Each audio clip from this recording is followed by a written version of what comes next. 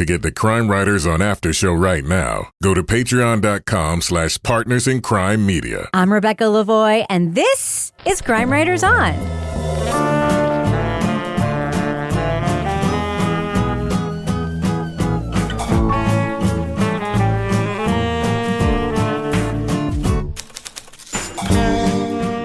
Crime Writers On is the original true crime review podcast that digs into true crime, pop culture, other podcasts.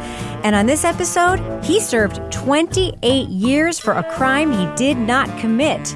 But if William Virgil didn't murder prison chaplain Retha Welch, who did? We'll revisit our discussion of Season 2 of Accused from the Cincinnati Enquirer.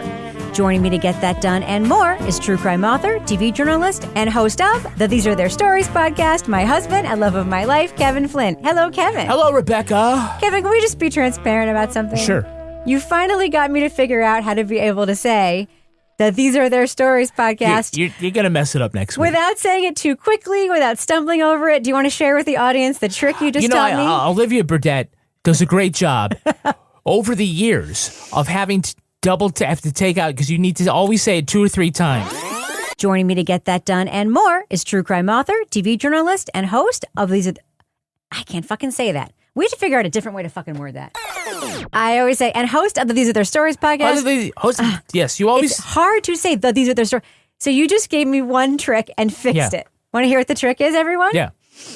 Joining me to get that done and more is true crime author, TV journalist, and host of the These Are Their Stories podcast. Oh my God. It's been since 2014. Make it one word, host of. And host of these. Just stop it of. It fixes it. It does. You're a genius. Anyway, that's why you're the love of my life. Thank you. Yeah, I'm the love of your life because I haven't mentioned it. I just stewed about it for 5 years. You mention it all the time. All right. Host of. Anyway, that's why you're the love of my life. Hello, Kevin. The love of your life. This is obviously a rewind episode. What is coming up on Monday's brand new, shiny, new-smelling Crime Writers On episode? We're going to be talking about the 3-part series on Hulu from ABC News. It's called Demons and Saviors. Okay. And what are we going to hear, Kevin, in today's CWO?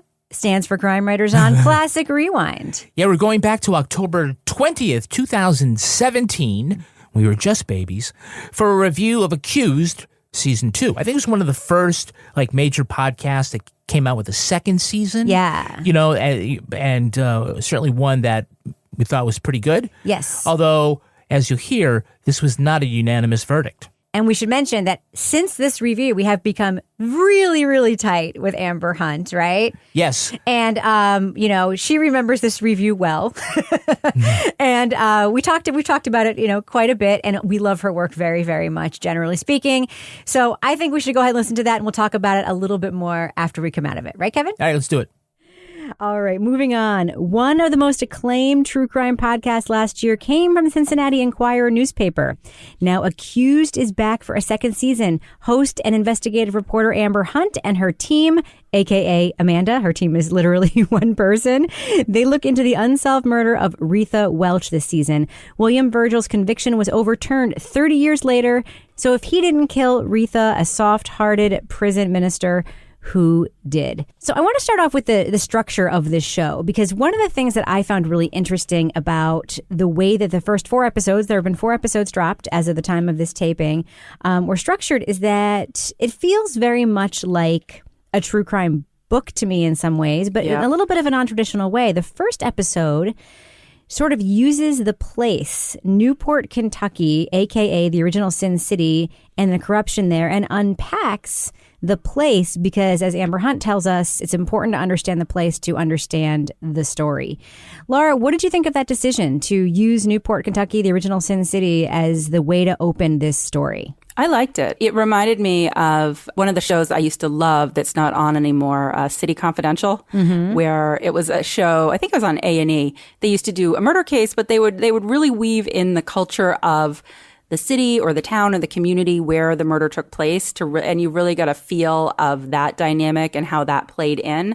So I liked hearing this background, and it was also really interesting to hear like the current day what it's like now with these trendy lofts along the river versus what it was then. But it started to also make me wonder what's coming next in terms of these corrupt people, and is that going to play a role in this case as I was listening to that part of the story sort of unfold? Yeah, I mean, a big part of the Sin City narrative is that the police chief of the city for a long time was really corrupt. He was actually indicted and convicted in a corruption charge. And then when he left his chief's position, his son, who was also indicted, became the police chief. That positions in Sin City were bought and sold. Like you could get a city job, very much like as you heard in Crime Town, for a few $100. Toby, how did you think about this as the opening for this story? I thought it was good. I think, especially when you first meet Retha, and it spends a lot of time sort of talking about her, conversion to Christianity and things like that. So to have an idea of sort of the environment in which that happened, I think was kind of important, because I think without that sort of scene setting, at least I think I would have imagined a much sort of different thing going on than what actually was. Yeah, I think that Amber does also a very skillful job in the first episode in describing the place and also bringing out some of the dynamics at play, which she says, weren't in play necessarily in the press around this case at the time. Like she describes, there's that very cool thing where she does that little inside reporting thing, talking about how green reporters were assigned to cover the crime beat. Mm-hmm. And she talks to that original reporter, and they talk about being very soft on the story. But she interviews, as part of episode 1, the original defense attorney in this case. His name is Robert Patton, and he's the one who sort of talked about race coming into play in the story. And he made a very strange case. Baby? Yes. Okay. A very strange remark about how in recent times he's noticed that the mixing of the races has become more common and that these couples have little chocolate babies in the stroller. This is the defense attorney who was on Virgil's side. And I thought it was really an interesting choice to put him in this episode in sort of describing the setting. What did you think, Kevin? Yeah, I think episodes 1 or 2 could have flip-flopped. It could have gone either way. I think that probably I wanted to know more about Retha and Virgil sooner so I could be invested in them and then see how the town plays into it. Yeah. But, I think that's neither here nor there. I mean, you kind of get all of that. Yeah, I actually agree with you. I would have flipped the 2 episodes as well, because I think the place episode was really strong. But remember, they dropped those 2 episodes in the same day. So we actually got them at the same time. If they had been weekly, I think it would have been a bigger deal that episode was first and not second. Well, let's talk about Retha as a character, because in the beginning of the podcast, we are introduced to this church-going former addict turned counselor to inmates and counselor to other people. And we hear from a lot of people. I listened back to episode 1 today, and at the beginning of episode 2, we hear back from a lot of people who talk about what a saint she was. She was a good person. She was a kind person. She was a wonderful person.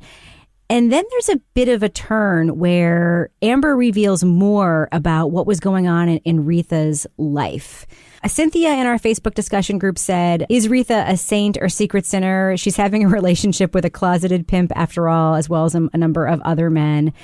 I'm curious as to what at this point in the podcast, Toby, you think of this character. We'll talk in a second about Amber's handling of it. I think that's a separate question. But I'm curious to know what you think of Retha as a character in this point and what we've learned about her so far. I think she's complicated. And I think that's what that makes it kind of more compelling, having to sort of reconcile, I guess, 2 sides of her personality. Although I think you can be a very nice, kind person who also has addiction issues or doesn't take monogamy very seriously.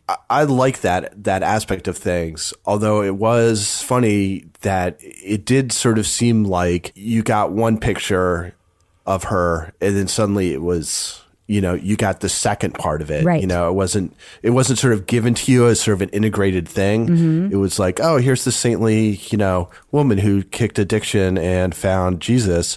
And then a little bit later, it's she, has all these sexual partners and has a relationship with this guy who's, he's a player and, He's a Mac.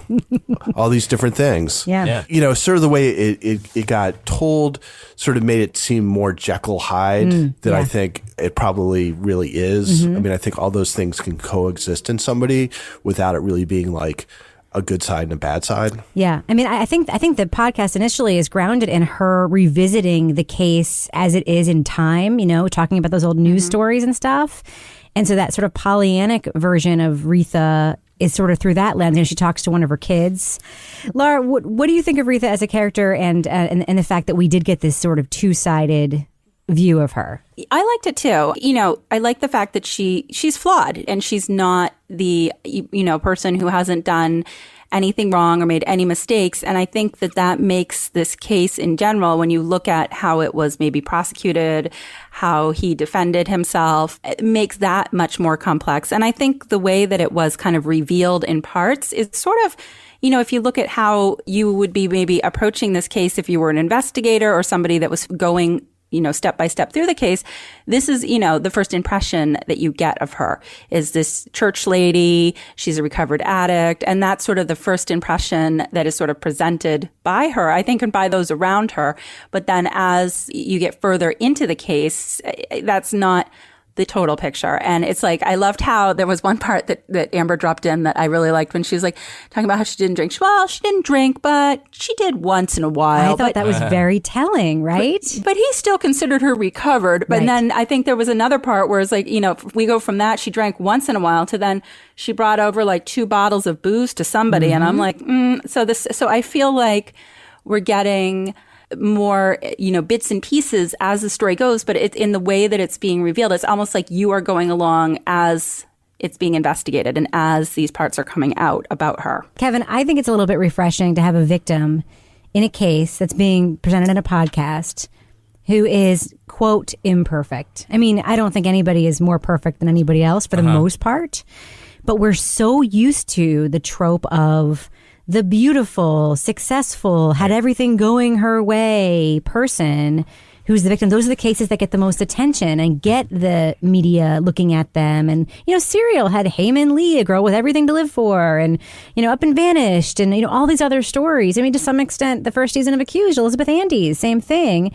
This is a character somewhat at the margins whose murder is getting a very close look. Isn't that refreshing, or is that just me? Well, I think it's important to the story. It's not victim blaming, but when we talk about victimology, we talk about what risky behaviors was she engaging in. And if the perception around town is that she is a saint, then when people start wondering about, investigating her murder, they're not going to immediately jump to the idea that maybe there's semen from 3 different men inside her. Right. Because they don't see her that way. So those are the kinds of things that lead to misperceptions about the victim by not only neighbors and friends, but also by investigators. Yep. Now, Kevin, Amber had to do something delicate in making this transition where she reveals this stuff about Retha's personal life.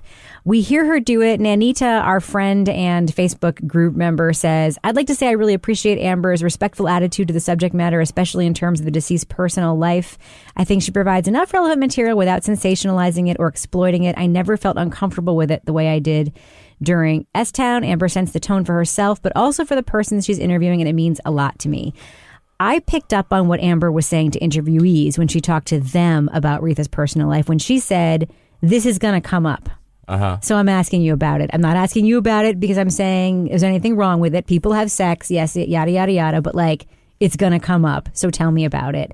We've had to handle this before in our writing about true crime cases and writing about victims and their... Amber's written true crime books, so she's had... Right. Yeah. Tell me what you thought about the way she handled this. I thought it was fine. I mean, I think if you're going to go there, then you may as well explain that you need to go there. And, the thing that made season 1 of Accused excel was the amount of transparency in the reporting, where we got to see or hear a lot of the sausage being made. And I think that was the kind of thing that they were trying to bring into season 2. I know I'll talk about this later. I have some other problems, though, with that. Yeah, we will talk about your problems, I promise. But I do want to get through this content stuff first, okay? Laura, what did you think about Amber's handling of the reveal about this other side of her victim, Retha? I like the way that when she sets something like this up, she doesn't give you like this long explanation. She just very succinctly explains why she's doing it and then cuts into the person that she's interviewing. So it's clear and easy to follow. And I'll say it is hard when you're doing interviews like that. It reminded me, when I was doing interviews in criminal cases, and I had to ask people all sorts of horrible things. I always would preface it with I'm sorry, I'm going to have to ask you this, but it's going to come up in court. So it's better that we just talk about this now so that we all know the whole story. So I've been there as well. And it is hard, but I think people do appreciate when you approach it that way. So you're not accusatory, you're just kind of laying it out there that we need to know all the facts. Now, speaking of complicated, multifaceted characters, Toby, the protagonist of this podcast, William Virgil, whose conviction was overturned and is now engaged in this civil case, he also is a complicated person with a complicated history. And he does, as you alluded to, do somewhat of a commendable job, I think, maybe describing to Amber the taxonomy of pimping and his own, criminal / nefarious / dubious history. What do you think of William Virgil as a character, and what do you think of the way he talks about his own past? Yeah, I mean, I think he's interesting in that he doesn't seem like he's trying to sugarcoat anything. Well, I shouldn't actually say that, because he's trying to weasel it a little bit. When she says you're a pimp, he's like, I'm not a pimp, I'm a player. And she's finally like, well, did you take money from those women? And he's like, well, yeah. I was like, okay, so how's that different from being a pimp? And I love when she said, so why is your nickname Champagne? Because that sounds like, and she's going to say it sounds like a pimp's name. Yeah. Right. It was very funny. Like, you get the sense that he's lived a life and stuff like that. But then when they talk about him, essentially defending himself along with that lame defense attorney, the fact that he kind of was able to find the thing about how you don't have two people in the hole together. So therefore this jailhouse snitch's testimony just can't be true. He's clearly smart. Yeah. Mm-hmm. And that was to me the most interesting thing that happened so far in the podcast, was that moment where we hear him describing how he knew he had the thing that could get him out. And he put the argument together himself, and he was questioning the witness himself, despite the fact that he had a defense attorney, because he was just trying to get that one thing out. Laura, what did you think of that scene? It was really interesting, because I've seen cases where defendants have acted pro se for themselves. They'll be assigned an attorney to sit with them in court because they're not, a lawyer, and they'll need somebody there to advise them. And it usually doesn't go this well when that happens. It's usually like, oh my goodness. Like, I remember one trial that I sat through, and the guy kept like, what about the spirit of 1876? And nobody knew what this guy was talking about. So this was definitely a case where you could tell he was smart, and you knew that he was trying to get at something. But I have to say, after that whole scene played out, I started to kind of wonder if he was manipulating us a little bit. I feel like maybe he is smarter than we think, and maybe there's going to be more to his story, like there was more to Retha. There could be, but there certainly wasn't more to the story of the actual investigation of this case. We hear that the evidence at the scene, there was a shoe print there, and it was basically just entered into evidence as a photograph with not even like a banana in the photo for scale. Banana for scale. And they didn't take the tile up. We hear that the hair evidence, which was considered good at the time, no longer is. We hear that, the DNA obviously didn't come into play. It was just like, this is the type of material that could come from this person. We hear about that. And then we, of course, hear about the GJ box, the withheld pile of evidence that was turned over at the last minute, the ex-girlfriend. But, one sort of anachronistic thing I just want to mention. In the episode, we hear about James Becker. Now, this is Retha's boyfriend, identified as Retha's most steady boyfriend. He's the one who had the hooded figure story where he claims that, he saw the hooded figure outside of her door the night that she was ostensibly killed. But he also has this crazy story of their day with the VCRs. Yeah. And that Amber feels the need to say, like, hey, for those of you who may not remember, Kevin, do you remember when you had to go rent a VCR at the video store? No, I always had a VCR, right? Life was good at the Flynn household where we had our own VCR. We didn't have to rent one. But I do remember seeing them in the store where you could rent them along with Beverly Hills Cop 2. But the one thing that really stuck out to me in hearing about this investigation was this conflicting notions of what an investigation is supposed to be. Now, Toby, we hear that this investigator disagrees with experts who talk about investigations. There are two perspectives. One is that in a good investigation, you follow every lead until you find the best theory with the most evidence. And according to one investigator, at least in this case, what you're supposed to do is run down the best lead until you get nowhere and then start following other leads. What are your thoughts on those two theories of criminal investigation, Toby? Was it leads or was it you find your suspect? Pretty much, yes. Yeah. So two things. One is, that's clearly insane because you're put in a situation where if he doesn't find evidence that exonerates somebody, then he's going to assume they're guilty, which is not the way it's supposed to work. And even though it's the police, and the idea that you wouldn't spread the net a little bit wider on the off chance, because even if you're right 80% of the time, 1 out of 5 times, you're just totally wrong and you're going to go after the wrong person. The other thing is that, it sounded a little bit like the way the Adnan case was handled. Mm-hmm. They're like, it's that dude. And then they kind of built the case around it without exploring other avenues. Seems to be a common theme, does it not, Toby? I think it's easy. I think it's easier if you have a big caseload to take a look at cases and be like, yeah, it's that guy, this one, that guy. That cuts down on your legwork. So I don't know how much like the realities of being a cop at that time, but that's the only justification at all I can see for doing that is if you just simply can't handle your caseload, but it can't be a best practice. Right. Well, we heard about how some of these suspect investigative techniques and suspect evidence stuff has ended up having there be lots and lots of people in America who have been imprisoned wrongly. And we heard that from our very good friend, Legal Siri, Colin Miller, who makes an appearance in episode 3 of the podcast, in which we also get a shout out, right, Kevin Flynn? Name drop. One final thing I want to address before we get into some of the issues that Kevin has hinted that he has with the podcast. I want to talk about Amber's reporting style. I think she has a really distinct way of approaching these stories and of telling them, aside from just her voice, which I personally love and think is one of my favorite podcast voices because she has this back on her heels way of delivering the story. And you hear it both in her narration and in the way she talks to people. And there's a lot of consistency there, which I really, really love.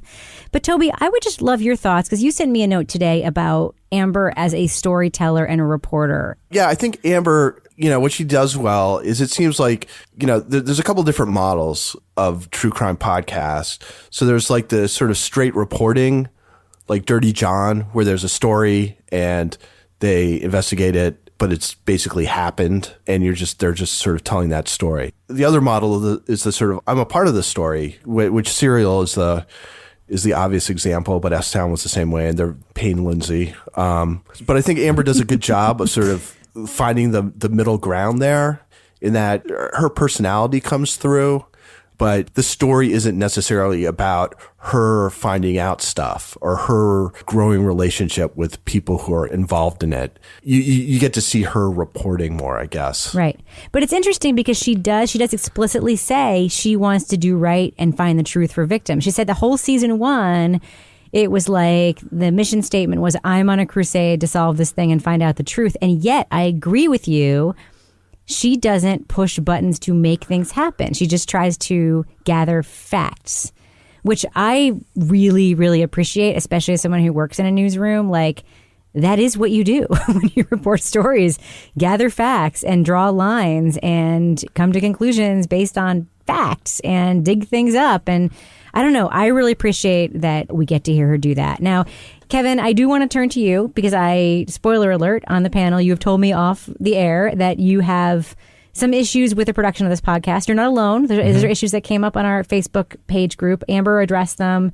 But I'd like to hear why it is that you had trouble with the show as you were listening to it. Right. As you said, Amber Hunt did go on Facebook and answer a lot of the questions that our listeners had about the technical deficiencies of the podcast. And, you know, in her defense, she said that this time around, there were not the same amount of resources for technical assistance. And so Amber and her partner are trying to get, through it the best they can. I feel horrible because, we know Amber and we say this is like why we don't like to make friends with other podcasters. We don't like to review things our friends do. It's not the same. We've loved to make friends with other podcasters. Yes, because she created a fantastic podcast a year ago. The problem with the audio is that the levels are all over the place. And it's not because, it doesn't sound all super sharp. It makes it hard to hear and understand what's going on.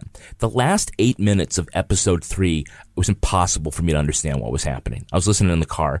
And part of the problem is that I don't believe they are writing to the tape, meaning that as they set up stuff, they're not writing into what the next audio piece is going to be. And we do like an awful lot of, her showing us how the sausage is made. But it ends up being like this. She'll say, I asked Virgil what he thought about Santa Claus. So, Virgil, what did you think about Santa Claus? I'm a big fan of Christmas, and I do like Father Christmas and Santa Claus. We then talked to Dr.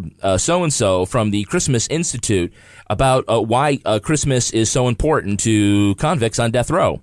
Well, convicts on death row need to have... Okay. Right, You're it's making all over the place. And the problem with that is not because it's ugly. It's because it gets in the way of the momentum of the entire storytelling. Right. It slows it down.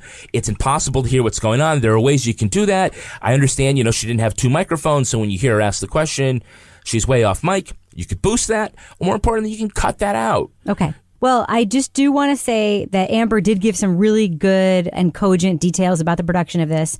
Can I just rebut? I rebut something and add something. You can. One, this is far from the worst podcast I've ever listened to in terms of production. Amber's tracking is great. Mm-hmm. I love the music, and I think the story is narratively is put together well. The levels are a huge issue, and there's something that I wish I could do when I hear a podcast like this, that I just feel like this is what I do, right? I mix audio that's designed to be heard. I do it for us. I do it for other shows.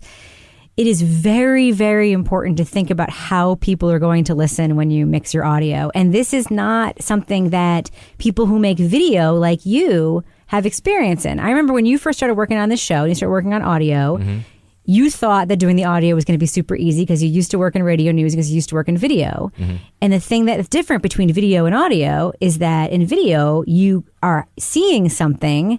And if you just listen to the audio track of most news videos, like there's tons of jump cuts. They sound like really strange. Just hear me out. Okay. So when I mix this podcast, right, not only do I level everybody the whole way through, but then I add a layer of compression so that it will sound good on car speakers in particular. I do 2 things. I make sure it will sound good for people wearing one headphone, and I make sure it will sound good on car speakers, because the thing that I think a lot of podcasters don't realize when either they mix in stereo or their levels are all over the place, that when you're in the car, you are not listening with something in your head. And one of the speakers is 3 feet from you.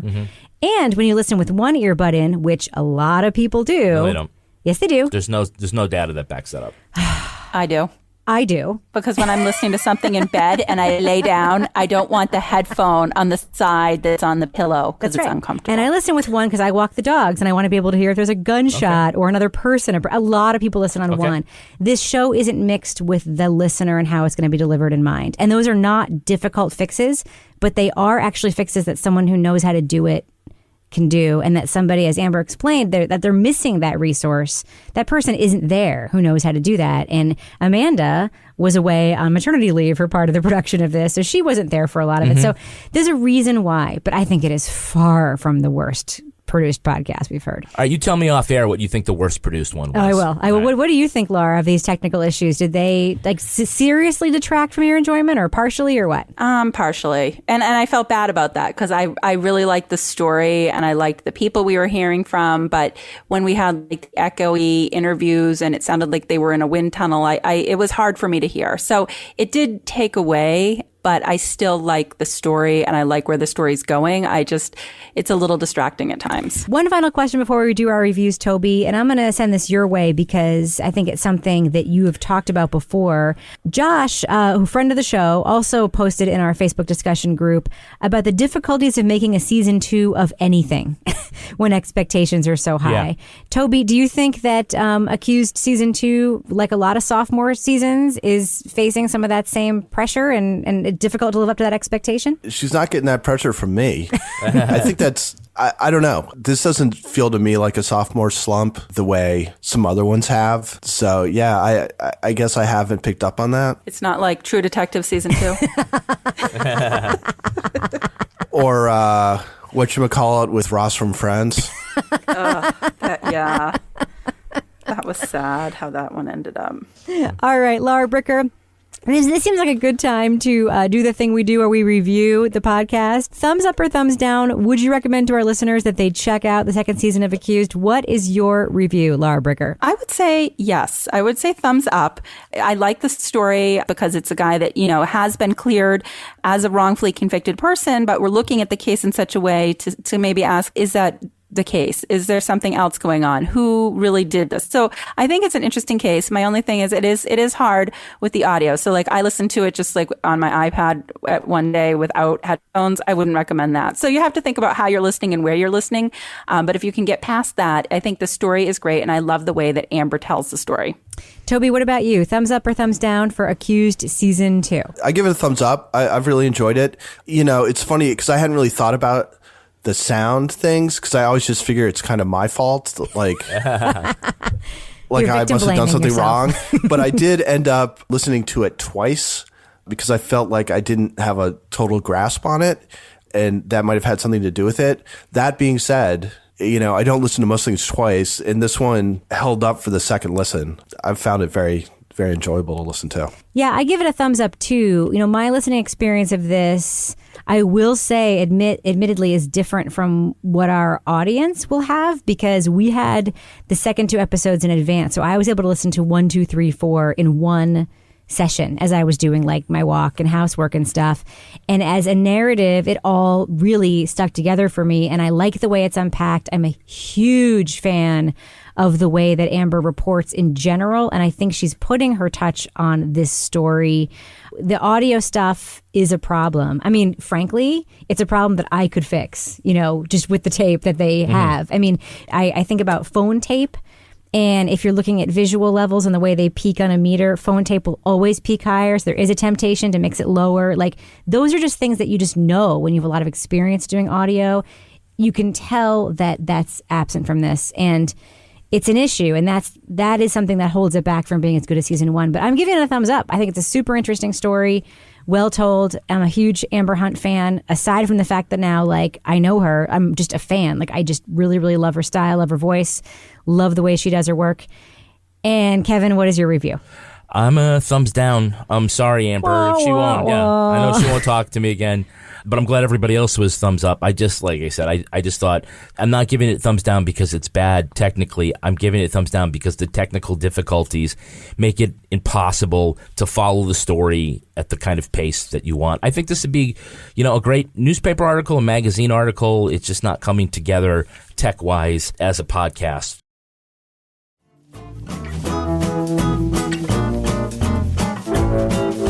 All right, so Kevin, there are a couple of updates after that review of can I Accused get my season 2? my update, which Sure. is that when we finally met Amber Hunt, the first thing I said is, "Are we good?" Yeah, I'm so sorry. I'm so sorry. But she said that that criticism about the production quality informed the way that they got the Cincinnati Enquirer to produce the subsequent episodes. Yeah, they got some more resources, and they actually, I think, went back and did some tweaking on the audio of those episodes.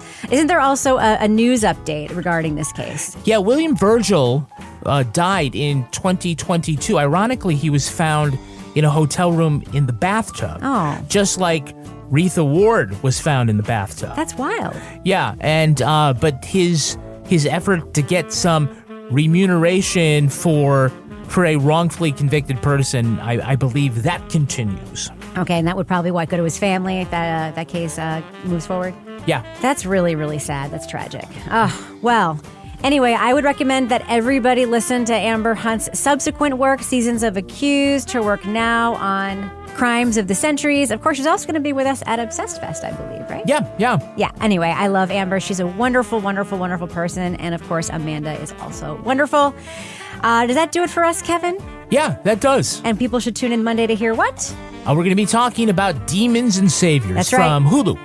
All right, this show was recorded in the Treehouse Yoga Studio above the Mockingbird Cafe in Bay St. Louis, Mississippi studio, otherwise known as Studio C, The Closet, in our New Hampshire basement, where I also berate Kevin frequently for the inferior audio quality of this very podcast. On behalf of all the crime writers, thanks so much for listening. We will catch you Later. later.